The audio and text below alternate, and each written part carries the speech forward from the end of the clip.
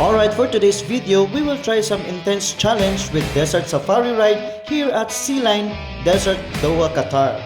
Usa ni siya sa mga activities dinhi sa may Sea Line, Desert, Qatar. Most especially kung day off sa mga workers or mga kababayan nato nga ilahang day off at dili gud sila maglingaw-lingaw. And then syempre, kinahanglan yung kaog ang trail na sakyanan na kinahanglan yung musukol gud aning mga balas-balas dinhi sa disyerto. But before that, ato sang lantawon ang desert part dinhi sa Qatar.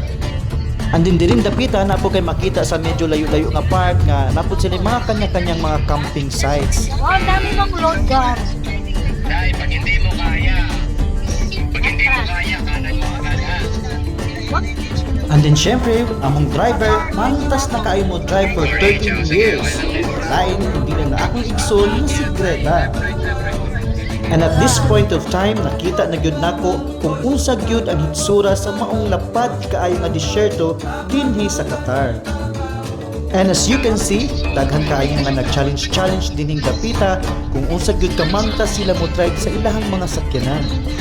And then kami mga first timer nga nagsakay-sakay ini ilang mga sakyanan, wala nagpaubay-ubay na lang gid kami kay wala pud may choice kay dili bahala na maglingaw-lingaw na lang ni bahala gyud pangtulbaan na dinhi dapita basta kay challenge makani nahala sige go. Pero karon nga time medyo winter season sila karon so bisan unsa pa kainit ang panahon pero kung mugawas ka sa gawas bugnaw lang gyud kayo ang hangin. And then kining mga gaona nga mga sakyanan mao di ani ang ilahang mga friendship dinhi sukad nga nanarbaho sila dinhi sa Qatar. So dugay na ni sila mga nagkaila and then mao pud ni ang ilahang mga kalingawan kung panahon sa ilahang day off. Kay nagdaw dinhi sa Desert Safari nga Desert Safari dinhi sa Desert dinhi sa Qatar. And then mao ni ang first batch nga ilahang ipa-experience sa kanang murag gitawag nato of the more intense katong naapag gyud pinaka-challenging nga part ng ilahang sulayan.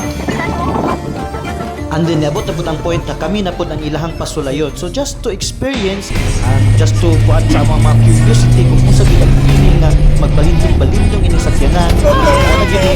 This is it. And then enjoy lang mo sa the rest of the video.